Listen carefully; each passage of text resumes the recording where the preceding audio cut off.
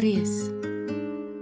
Ander dagmiddag staan ek buite, slap arms oor die draad en kyk na 'n enkele harde gat wolkie wat fliksplits en in 'n dun gordyntjie uitsak, sommer so op sy eie, maar hy sak iewers elders uit, nie op ons plaas nie. Net 'n los wolk wat besluit het, dis hier en nou waar hy sy genade water gaan gooi. Ek staan droom mond en nat oog en probeer hom nader bid, maar hy bly net waar hy is. 'n Ou bekende knoop in my binnekant trek stywer saam. Vrees. Dis 'n gruwelike ding, hierdie gevoel van vrees. Dit het lang tande wat jou binnekant opvreet, wat knaag en kou. En eintlik is dit so sinneloos, want dit maak niks beter nie. Dit verander nie 'n enkele ding aan jou situasie nie. Inteendeel, dit maak jou siek en somber en hartseer. En hoewel ek al hierdie dinge weet, bly die knop daar, snaarstyf opgerol. Dis nie iets wat ek kan wegredeneer of wegwens nie. Dis deel van my, soos my hartklop, my asem. Vrees het sy eie persoonlikheid.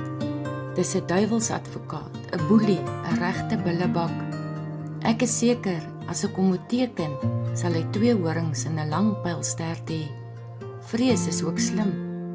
Dit sit dinge in jou kop waaraan jy begin dink, wat eerder nie gedink moet word nie. Dit laat jou vra waarvoor daar nie antwoorde is nie. Dit bring twyfel en onsekerheid en donkerte, presies daar waar jy jou lig helder wil laat skyn. Maar dis maar hoe vrees is. Daar is 'n grappie wat gaan oor 'n bankbestuurder wat vir 'n boer vra wanneer sy beste reënjaar op die plaas was. Toe sê die boer, volgende jaar. My dogter sou nou gesê het, iets funny kos iets true. En so glo ons ook elke jaar, dat volgende jaar beslis beter sal wees. Want dit is tog eenvoudig nie moontlik dat ons jaar in en jaar uit so min reën kan kry nie. Iewers moet dinge tog draai. Iewers moet die sisteme weer reg begin werk en die hoogdrukke en siklone weer gaan lê waar hulle moet lê en die winde moet waai soos hulle moet waai. Maar helaas, hierdie jaar lyk dinge maar beroerd, weer beroerd. Ons veld is lankal klaar, die geld ook. Laas jaar al, want dit was ook 'n beroerde jaar. Ons buurman vertel ons nou die dag, dat die ou boere geglo het, dat as dit teen 15 Maart nog nie gereën het nie, moet jy van jou knie af opstaan en veiding gaan soek. Die Here verwag tog van ons om self ook iets te doen. Dit los ons egter met 'n volgende probleem. Waar kry jy veiding as meeste boere droogte het? Elke droogtejaar het sy groen kolle, maar hulle is te min. Daar is net eenvoudig te veel droogstrepe tussen die nat kolle. Die vraag is groter as die aanbod. En ek is doodseker dat daardie geseënde boere met die groen veld self hulle veld nodig het.